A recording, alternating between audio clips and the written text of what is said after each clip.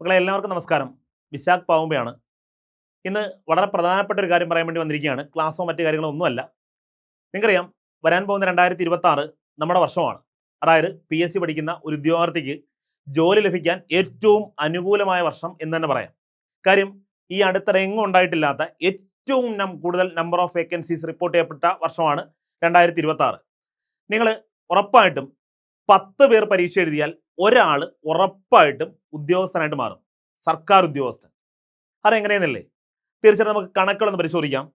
നിങ്ങൾക്കറിയാം, ഇപ്പോൾ വന്നിരിക്കുന്ന നോട്ടിഫിക്കേഷൻസ് ഏതൊക്കെയാണെന്ന് പരിശോധിച്ചാൽ ഏറ്റവും ആദ്യമായിട്ട് നമുക്കറിയാൻ പറ്റും, company board assistant grade. Company board assistant grade അതായത് ഏറ്റവും കൂടുതൽ നിയമനങ്ങൾ നടക്കുന്ന ഒരു ഡിഗ്രി ലെവൽ എക്സാം ആണ് കമ്പനി ബോർഡ് അസിസ്റ്റന്റ് ഗ്രേഡ്. ശരിയല്ലേ?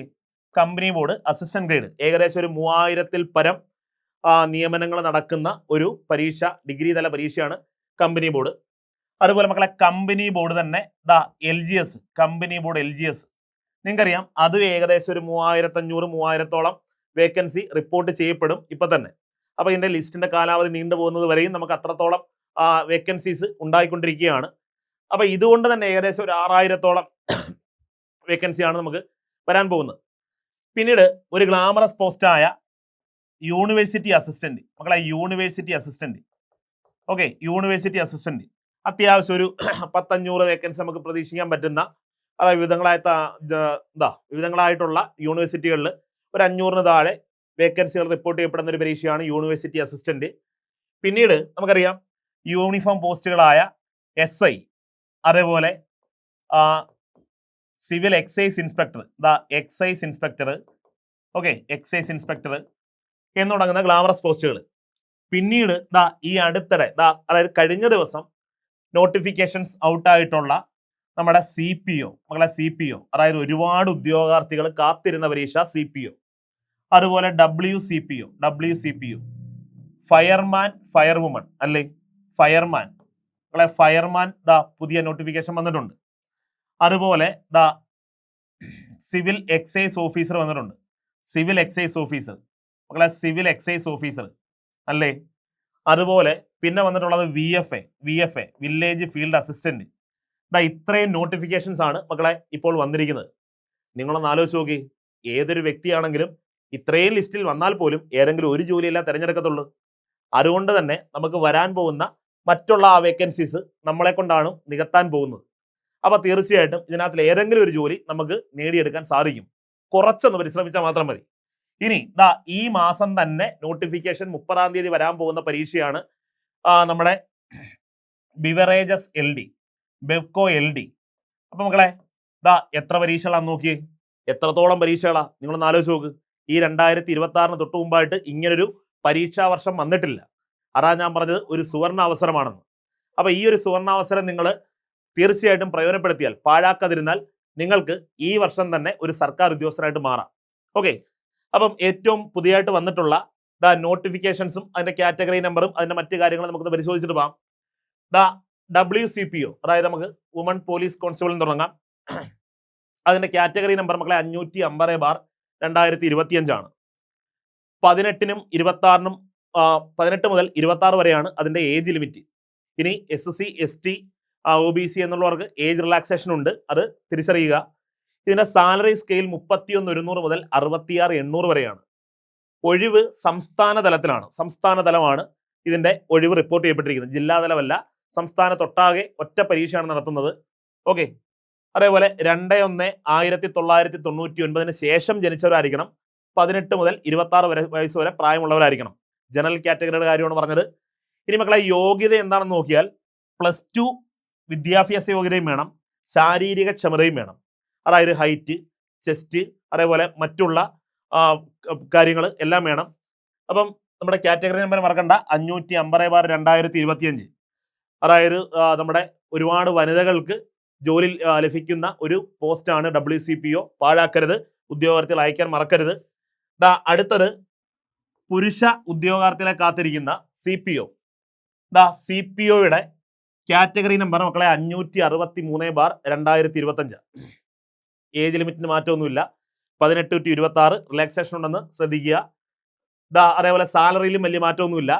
ഒഴിവുകൾ മക്കളെ ബറ്റാലിയൻ അടിസ്ഥാനത്തിൽ, അതായത് നേരത്തെ പറഞ്ഞ പോലെ സ്റ്റേറ്റ് വൈഡ് എക്സാം അല്ല, ഇത് ബറ്റാലിയൻ അടിസ്ഥാനത്തിലാണ്. എന്ന് പറഞ്ഞാൽ പരീക്ഷ ഒറ്റ പരീക്ഷയാണെങ്കിൽ പോലും നമുക്കവിടെ KAP 3rd, KAP 5th, അതേപോലെ SAP, MSP എന്ന് തുടങ്ങുന്ന ഓരോ ബറ്റാലിയൻ അടിസ്ഥാനത്തിൽ ഓരോ ബറ്റാലിയനിലേക്ക് എത്രത്തോളം റിക്രൂട്ട്മെന്റ് ചെയ്യാൻ പറ്റുമോ അത്രത്തോളം മാക്സിമം എടുക്കുന്ന ഒരു പരീക്ഷയാണ് CPO.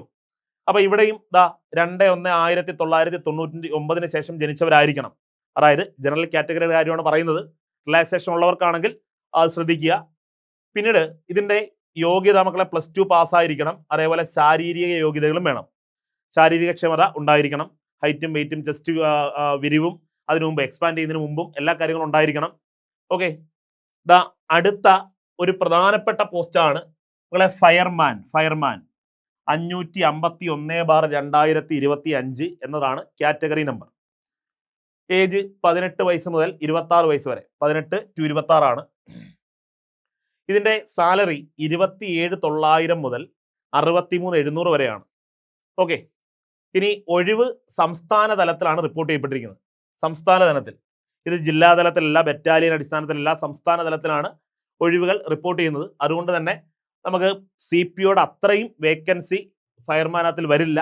അതുകൊണ്ട് തന്നെ നമുക്കറിയാം കുറച്ചുകൂടെ പരീക്ഷ ഉള്ളത് കൊണ്ട് തന്നെ നമുക്ക് സാലറിയുടെ സ്കെയിൽ നോക്കിയാൽ തന്നെ മനസ്സിലാക്കാൻ പറ്റും. ഇനി യോഗ്യത +2 ആണ്, ശാരീരിക യോഗ്യതകളും വേണം. ഓക്കെ, സിവിൽ എക്സൈസ് ഓഫീസർ അത്യാവശ്യം യൂണിഫോം പോസ്റ്റുകളിൽ ഒരു ഗ്ലാമറസ് പോസ്റ്റ് എന്ന് തന്നെ വിശേഷിപ്പിക്കാൻ പറ്റുന്ന ഒരു പരീക്ഷയാണ് സിവിൽ എക്സൈസ് ഓഫീസർ. അപ്പൊ എന്തൊക്കെയാണ് വ്യത്യാസം എന്ന് ചോദിച്ചാൽ 564/2025 ആണ് മക്കളെ എന്ത് കാറ്റഗറി നമ്പർ. ഇനി 19-നും 31-നുമാണ് ഇതിന്റെ ഏജ് ലിമിറ്റ്. 19 വയസ്സ് മുതൽ 31 വയസ്സ് വരെയാണ് നമ്മുടെ സിവിൽ എക്സൈസ് ഓഫീസർ എഴുതാൻ കഴിയുന്ന ഏജ്. ഇനി സാലറി 27,900 മുതൽ 63,700 വരെ. ഒഴിവുകൾ മക്കളെ ജില്ലാ തലത്തിലാണ്. എന്ന് പറഞ്ഞാൽ തിരുവനന്തപുരം തൊട്ട് കാസർഗോഡ് വരെയുള്ള 14 ജില്ലകളിലും ഒഴിവുകൾ റിപ്പോർട്ട് ചെയ്യപ്പെടും. 2/1/1994 ശേഷം ജനിച്ചവരായിരിക്കണം. അതായത് ഈ ഗ്രൂപ്പുകാർ എന്ന് പറഞ്ഞാൽ 19-നും 31-നും ഇടയിൽ പ്രായമുള്ളവരെന്ന് പറഞ്ഞാൽ ഈ ഒരു കാലത്തിന് ശേഷം ഉള്ളവരായിരിക്കണം. 2/1/1994 ശേഷം. ഓക്കെ, അടുത്തത് മക്കളെ അത്യാവശ്യം കായികക്ഷമതയോ അല്ലെങ്കിൽ ശാരീരിക യോഗ്യതകളോ ഒന്നും വേണ്ടാത്ത മറ്റൊരു 10th ലെവൽ പരീക്ഷയാണ് മക്കളെ VFA, വില്ലേജ് ഫീൽഡ് അസിസ്റ്റന്റ്. നിങ്ങൾക്കറിയാം തിരുവനന്തപുരം ടു കാസർഗോഡ് വരെയുള്ള വിവിധങ്ങളായ ജില്ലകളിൽ എത്രത്തോളം വില്ലേജുകൾ ഉണ്ടെന്നറിയാം. ആ വില്ലേജിലെല്ലാം തന്നെയും ഫീൽഡ് അസിസ്റ്റന്റ്മാർ ആവശ്യമുണ്ട്. അതുകൊണ്ട് തന്നെ ഒരു മാസ് വേക്കൻസിയാണ് റിപ്പോർട്ട് ചെയ്യപ്പെടാൻ പോകുന്നത്. അപ്പൊ ഈ ഒരു അവസരം തീർച്ചയായിട്ടും 10ാം ക്ലാസ് യോഗ്യതയുള്ള ആൾക്കാർ ദുരുപയോഗം ചെയ്യരുത്. തീർച്ചയായിട്ടും ഇത് പ്രയോജനപ്പെടുത്തുക, ഫലവത്താക്കുക. 571/2025 നമ്മുടെ കാറ്റഗറി നമ്പർ. 18-നും 36-നും ഇടയിൽ പ്രായമുള്ള എന്ന് പറഞ്ഞാൽ 36 വയസ്സ് വരെ പ്രായമുള്ള എല്ലാ ഉദ്യോഗാർത്ഥികൾക്കും നമ്മുടെ പരീക്ഷ എഴുതാം എന്നുള്ളതാണ് ഇതിന്റെ പ്രത്യേകത. 2/1/1989 ശേഷം ജനിച്ചവരായിരിക്കണം എന്ന് പറഞ്ഞാൽ ഈ ഒരു ഏജ് ലിമിറ്റിനകത്ത് വരും. ഓക്കെ, സാലറി 23,700 മുതൽ 52,600 വരെ. ജില്ലാതലം ഓരോ ജില്ലയിലുമാണ്, ജില്ലാതലത്തിലാണ് ഇതിന്റെ റാങ്ക് ലിസ്റ്റ് പബ്ലിഷ് ചെയ്യപ്പെടുന്നത്. അതേപോലെ യോഗ്യത 10ാം ക്ലാസ് പാസ്സായിരിക്കണം എന്നത് മാത്രമാണ്. മറ്റേതുപോലെ ശാരീരിക യോഗ്യതകളോ കാര്യങ്ങളോ ഒന്നും തന്നെ വേണ്ട. അപ്പൊ ഈ ഒരു അവസരം നിങ്ങൾ മാക്സിമം പ്രയോജനപ്പെടുത്തുക. ഞാൻ പറഞ്ഞല്ലോ ഇതിനെല്ലാത്തിനുമുള്ള കോഴ്സുകൾ നമ്മുടെ ആപ്പിൽ ലഭ്യമാണ്.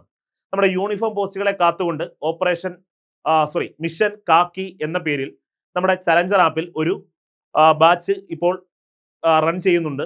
തീർച്ചയായിട്ടും നിങ്ങൾക്ക് ബാച്ചിന്റെ ഭാഗമാകാം. കൂടാതെ വില്ലേജ് ഫീൽഡ് അസിസ്റ്റന്റിന്റെയും ഏറ്റവും പുതിയ ക്ലാസ്സുകൾ ആരംഭിച്ചിട്ടുണ്ട്.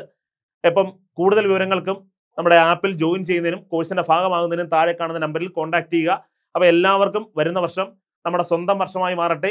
ഈ വർഷം തന്നെ നമ്മൾ സർവീസ് ബുക്കിൽ നമ്മുടെ ഒപ്പ് രേഖപ്പെടുത്തട്ടെ. നമ്മുടെ ഒപ്പിന്റെ വാല്യൂ ഏറ്റവും മികച്ചതായി മാറട്ടെ എന്ന് ആശംസിച്ചുകൊണ്ടും പ്രത്യാശിച്ചുകൊണ്ടും ദൈവത്തോട് പ്രാർത്ഥിച്ചുകൊണ്ടും തൽക്കാലം വിടവാങ്ങുന്നു. അപ്പോൾ എല്ലാവർക്കും വിജയാശംസകൾ.